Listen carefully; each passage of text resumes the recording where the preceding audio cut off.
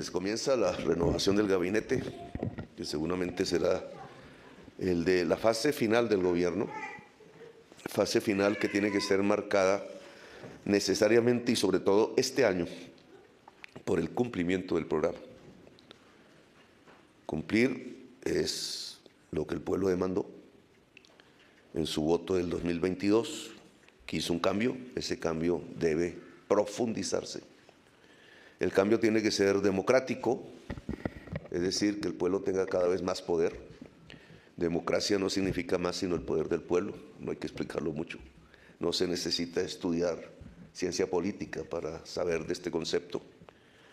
El poder del pueblo es la democracia y entonces un cambio hacia la democracia es entregarle cada vez más poder al pueblo, bienestar al pueblo.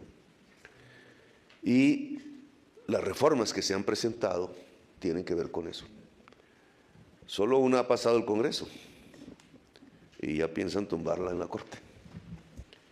Y las otras están perversamente estancadas en el Congreso. Luego hay que entender, lo sabíamos desde antes, que el cambio no se produce simplemente porque el pueblo votó, sino que el voto se tiene que pasar a la movilización permanente, porque si no las fuerzas contrarias al cambio lo detienen.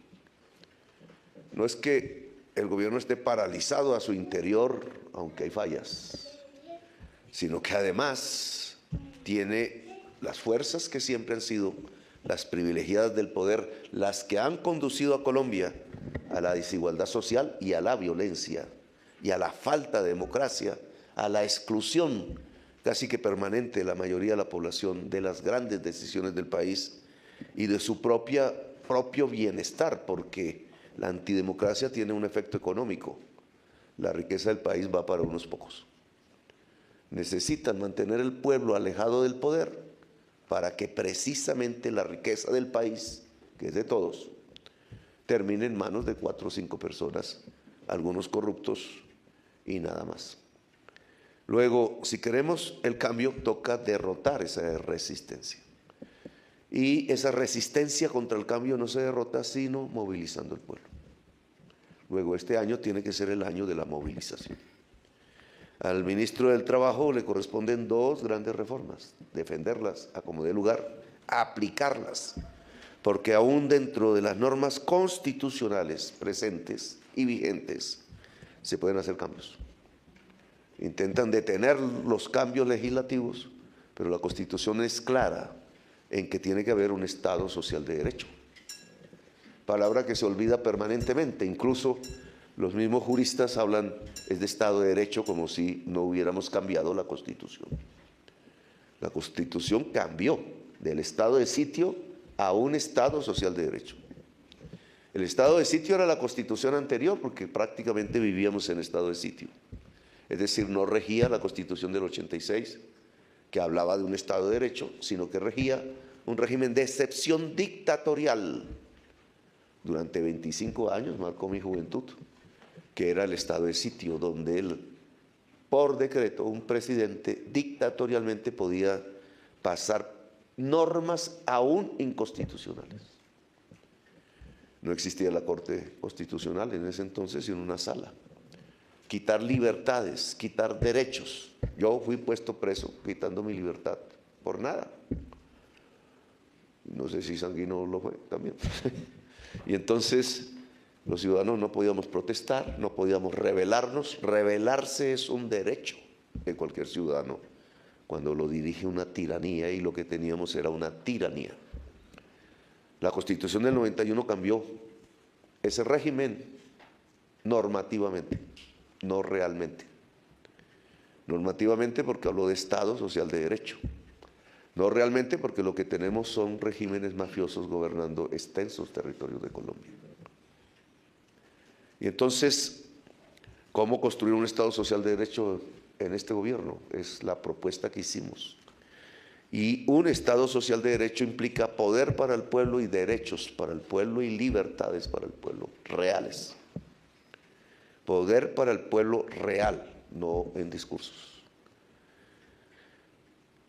Cuando hablamos del trabajo tenemos 2 reformas entonces, la laboral y la pensional.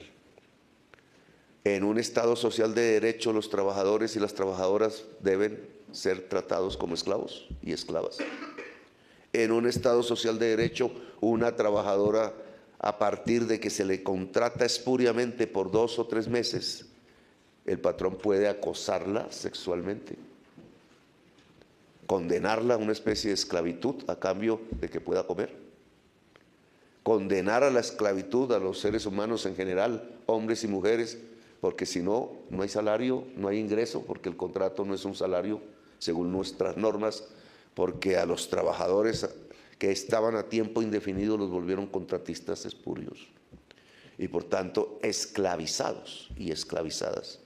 Eso es coherente con un Estado social de derecho. Nosotros decimos que no, que en un Estado social de derecho la fuerza del trabajo tiene dignidad, así a los más ricos no les guste en Colombia darle dignidad a sus trabajadores porque aún creen que son esclavistas, que las jornadas laborales terminan siendo juntas en promedio las más largas de la OCDE con Turquía y al mismo tiempo la más baja productividad de la OCDE, de lejos separados del penúltimo lugar que es México. Y entonces no se entiende que la baja productividad, que es la que trae pobreza, falta de riqueza, no está ligada a las largas jornadas laborales. Pues claro que ambas cosas están juntas, la prensa no los cuenta, porque la prensa es propiedad de los hombres más ricos de Colombia, que son los que esclavizan a los trabajadores y a las trabajadoras de sus propias empresas. O sea, ¿qué sindicatos hay en los medios de comunicación? Pregunta que yo me haría. Y entonces aquí, pues Antonio tiene una gran misión que cumplir, colosal, y es que los trabajadores y trabajadoras de Colombia tengan dignidad, sean tratados con dignidad en el país. Gloria Ramírez hizo un gran esfuerzo en esa materia y avances indudables. Uno de esos que hay que rescatar es que, dado que el Congreso no aprueba la reforma laboral, no está con el pueblo trabajador, que es la mayoría nacional, sino que representa intereses plutocráticos hasta este momento, plutocracia que además reparte mucho dinero en la política. Entonces, con Gloria decidimos subir el salario mínimo excepcionalmente en la historia de Colombia. Y ese es uno de los grandes triunfos. Porque contrario a lo que dicen los expertos, entre comillas, que no son más sino ideólogos neoliberales, que pregonaban que si subíamos el salario mínimo muy por encima de lo que pedían los empresarios que llegan a esas reuniones, se estancaba la economía y aumentaba el desempleo, pues ya casi 3 años han pasado de hacerlo y lo que tenemos como datos es que aumenta el empleo y aumenta la producción económica. Entonces dicen mentiras para intentar que el pueblo se autoengañe reflexionando que o opinando que entre más ganen salarios, entonces terminarán perdiendo el puesto.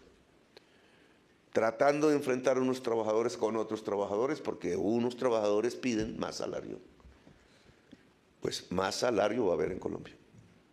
No solamente por el número de personas que se puedan llamar a sí mismos no contratistas, sino asalariados, que significa una laboralización, que significa que los contratos a término indefinido espurios deben terminar, empezando por el Estado, pero en todo el continente del trabajo, en Colombia también. Esa es su misión. Y tiene otra que es la reforma pensional. ¿Cómo se puede entender que hablemos de un Estado social de derecho y que la mayoría de los viejos y viejas de este país se mueran de hambre? ¿Cómo podemos pensar en un Estado social de derecho cuando el mismo Estado condena a los sabios y sabias del país, que otras comunidades desde ancestrales reconocen como sus faros en la guía de una sociedad y los respetan? Entonces aquí los dejen morir, porque no son capaces de que exista un derecho a la pensión, porque también afecta las finanzas de los banqueros. ¿Banqueros o millones de viejos? ¿A dónde va el dinero pensional? Lo que sabemos hoy es que la inmensa mayoría de quienes se han afiliado a los fondos privados de pensiones no van a obtener una pensión. Y que quien intente mantener ese régimen solo logrará dos cosas: acabar con el derecho a la pensión en el país y arruinar los mismos fondos privados de pensiones. Porque si ya no hay reforma pensional, habrá una estampida de los cotizantes hacia Colpensiones, como ya está habiendo. Incluso creo que hay que acelerarla, porque una cosa es un presidente proponiendo un acuerdo, incluso con los fondos privados de pensiones, cediendo en temas para lograr que un viejo y una vieja tengan un plato de sopa caliente y un colchón y pueda vivir alegre en medio de su familia, si la tiene. Y entonces logramos un acuerdo en el Congreso de la República, que es donde se logran los acuerdos. Y entonces ahora se nos amenaza con que el acuerdo no existe, con que los viejos y las viejas seguirán muriendo solas en las plazas de mercados, en las banquillas de los parques, alcoholizados cuando son hombres o completamente entristecidas cuando son mujeres. Eso no se llama Estado Social de Derecho. Y yo sí creo que es un momento de que el pueblo decida. Bueno, los viejos y las viejas de Colombia que no tienen pensión van a decir entonces que no las van a tener en los próximos años y décadas, o se van a parar a exigir su derecho.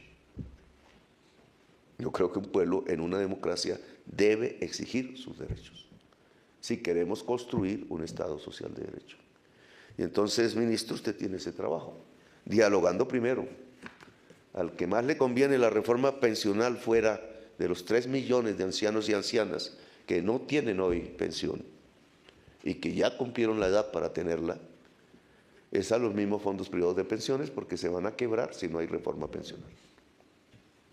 Así que logremos un acuerdo y hagamos que subsista el Estado Social de Derecho. Y en relación a la ministra de Transporte, que empieza sus funciones en un ministerio que ha sido cooptado desde hace mucho tiempo por los carteles de la contratación de Colombia. El Muelle 13 lo demuestra.